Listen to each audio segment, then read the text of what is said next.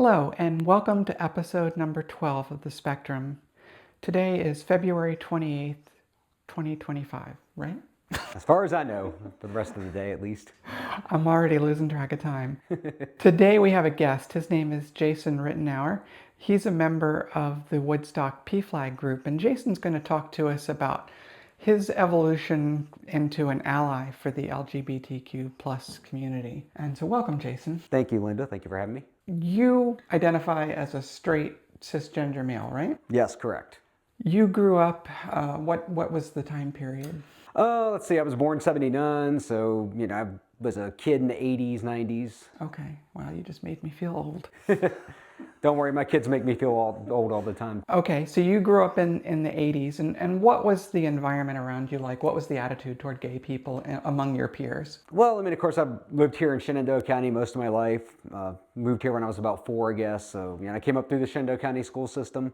I would say overall, I didn't know a lot of out-of-the-closet gay people as a kid and as a teenager. Most of what I saw was the stereotypical stuff on TV, gay people are fruity or strange or whatever, comic relief. As I grew up into high school, I knew a couple of gay people that were actually out and it was known, but I guess when you're a teenage male, you kind of have that, you want to be as masculine as possible, you want to have peer acceptance, so I kind of kept those people at arm's length because they weren't normal, quote unquote, and they weren't like me and they weren't like my friends, so it was, just this kind of, not really hate, I would say, but more of a treating people who weren't like me different.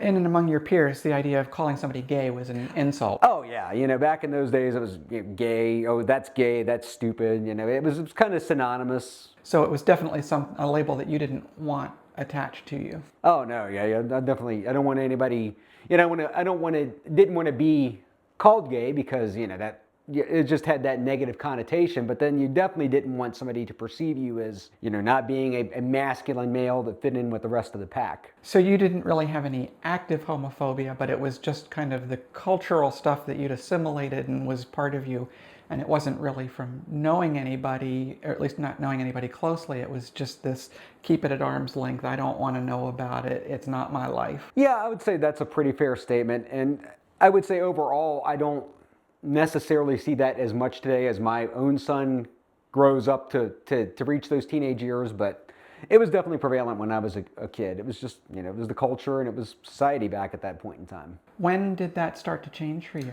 I guess when I got into my early to mid 20s, I didn't go to college right away, so I kind of broke off from that group and, started doing more things on my own, started running with a different circle of people. I actually got to know a few gay individuals, gay and lesbians, from friends of friends. A girl I dated had a gay brother, and I got to know him really well. And he didn't fit the mold of any gay stereotype that I knew. He was exactly like me. We had the same interests. We were very much both into Marvel comic books and that kind of stuff. So we kind of, formed a close friendship around that sort of thing. And as I got to meet more gay people, I started to learn, hey, you know what? Maybe these stereotypes are wrong, and maybe they're just people like me. At that point, your worldview had shifted, where being gay wasn't necessarily something bad. It was just something that some people were. Yeah, exactly. That's a fair statement. As I got to know more gay people, I'm like, they're not these people who do different things or act differently than me. I didn't even know many of them were gay until they outed themselves to me and told me. I'm like, wow, maybe the stereotypes are wrong. At this point, you'd become comfortable with interacting with gay people. You'd known several. They'd been at least peripherally a part of your life. Right. And at that point, you were comfortable with being around gay people, with interacting with gay people. You didn't see it as anything unusual, but you still felt like marriage was something that should still just between a man and a woman. I remember that whole argument, gay marriage versus civil unions and all that. And to be fair, in that era, we're talking like the early mid 2000s, even like the most progressive people were still not necessarily fully on board with that. I guess I felt that, marriage was a thing that was sacred and should be between a man and a woman.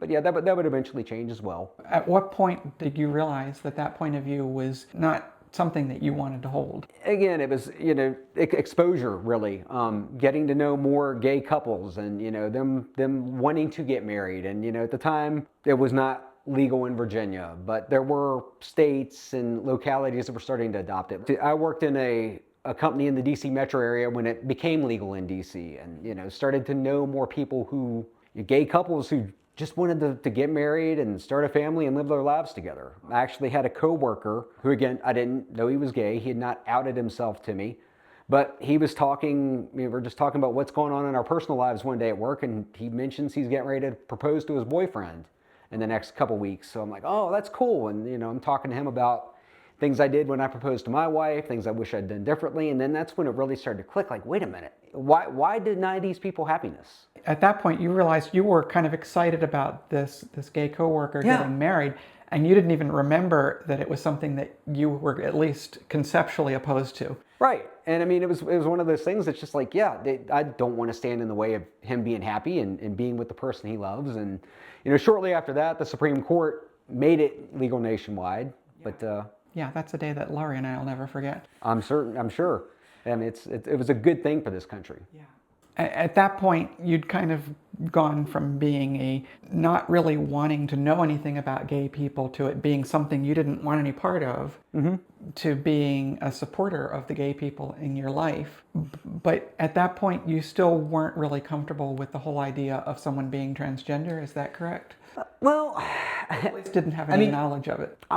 That's definitely, I didn't have knowledge of it. I mean, again, the only knowledge I really had was what I've seen on TV or in fiction and that kind of stuff. And I really thought it was like a mythical thing almost. Like who actually wants to change their gender? That doesn't make sense. Why would you want to do that? But again, exposure, actual meeting individuals. I was in technical sales at the time, and there was a customer that I would go to see maybe twice a year. And there was this one man who, super smart guy, really, really brilliant, but he was just overall always in a bad mood, and I hated being around him. And then one visit, I went, and this man was now living as a female. Okay. And happy and pleasant to be around, and just, you could tell that she was more comfortable with herself. And it wasn't until, I got a chance to talk to her at a trade show a year later that, she said, yes, I'm transgender. I've started living as a woman. And when I did, my life drastically changed. I felt like I was able to be who I was meant to be. And I don't want to get into like psychoanalyzing anybody or anything like that, but it was obvious that this individual was in pain trying to be someone that they weren't. And when they were finally able to embrace who they were and who they wanted to be, they were mentally more at peace. That's a pretty amazing story, that kind of firsthand experience of someone who suddenly isn't lying to the world anymore and is much happier because of it. How did that change your viewpoint? And again, that would be the first, I guess, in the wild transgender person I ever met. So I mean, that kind of set the tone for me, like, well, maybe there's no reason to be against that or opposed to that. And I try to look at things now, because I'm a parent of two kids that are, they're becoming teenagers. They're starting to experience, changes in their lives and their bodies, and their peers are as well. I try to look at it all from the perspective of, if this was my kid who was not comfortable with who they are, with their body, what would I do to help them? Yeah, I look at it more from, everybody should be able to be their authentic selves. And we as parents need to support our kids when they tell us who they are. Yeah, in fact, I think you even mentioned to me at one point that your kids came to you saying they were worried about a couple of gay teachers and what was going to happen to them in the current environment. Yeah, and I mean, that's a very fair thing to say, because there are so many LGBT people in the school system that have been just such great sources of strength and inspiration to my kids. I'm going to out my own kids here a little bit. They're both on the autism spectrum. So I know what it's like to have kids that are not, I guess, typical in some way. Yeah. They have things that make them unique to their peers and targets of bullying. And, I see all these teachers that do step up to the bat for them and help them, feel comfortable in their own skins. I mean, yeah, they're are so many people in this community that are near and dear to me and my family, and I want to support them. You've gone from this incredible journey from really not knowing anything about LGBT people to suddenly knowing them and accepting them and seeing the truth of them. Mm-hmm. How did that bring you to PFLAG? Obviously, this is all part friends, not so much as family. Right. So what motivated you to become part of the PFLAG group? So that another little bit of a detour here. Right after the election, we got word that the AIDS response effort in Winchester was receiving threats. Some people were emboldened and like, and of course they do a lot of work with the LGBTQ community as well. So, we got involved with them. We started working with them, offered them some donations. We recorded a little blurb, supporting them, that kind of thing. And it became a natural progression. I had seen the PFLAG flyers at a couple different businesses in the area. And I'd been meaning to reach out and get involved before, but that was just the impetus. It's like, if this is what we're going to see, where there's so much vocal opposition to the LGBTQ community, then we need people to be vocal and stand up for them. That's amazing to hear, and we need more people like you who aren't part of the community to come and join us to help make the world a better place for everybody. I agree with you, Linda, and that's kind of a call to action I want to throw out there. There have been people I've been trying to recruit into PFLAG, some more allies, and I've heard some people say, well, I'm worried about blowback. I work for the government. I'm worried that something's going to happen to me or my career. And I get that. And I'm speaking from a position of privilege to a degree because I'm not worried for my job. I do work for a company that does support causes like this. But at the same time, every time there's been a movement where you have a small group of people that are fighting for their rights and their existence to some degree, they never get that critical mass alone. People that aren't affected by it need to stand up and fight for them. I'm asking more of us that are peripherals to this community, that have loved ones that are a part of it, step up, be heard. We can't let the haters be the loudest voice in the room. That is a powerful message, and I hope we can get that out there to a lot of other potential allies. One of the things that, and I completely get that there are people, especially in the government, who are worried about their jobs, and I understand. At the same time, if we let parts of our culture pick off groups one by one, then there won't be anybody left to defend them when the time comes. That's right. And I'm going to say this again as a cisgender straight white male. The world would be very boring if it was nothing but cisgender straight white males, right? Well, I certainly think so, but I'm a biased group. All right. Well, Jason, thank you so much for stopping by and chatting with us today. I really appreciate it. Anybody who's listening to this podcast doesn't want to listen to just me ramble on and on, so it's great to have another voice here with me. So thank you so much. I appreciate that. And hey, do we want to call out that this is actually my second take at this? Because the first time I actually used some verbiage that was not in tune with today's LGBTQ community. And Linda, as she was doing the editing, actually pointed that out to me. And she wasn't mad at me. She didn't yell at me. She didn't say I was a bad person or anything. She just gently pointed out and asked how I wanted to handle it. So since this whole episode is about the evolution of an ally, I looked at it as a chance for me to evolve and get a chance to come and redo it and, learn a little bit and show what I've learned. Thank you, Jason. I wasn't going to point that out to people.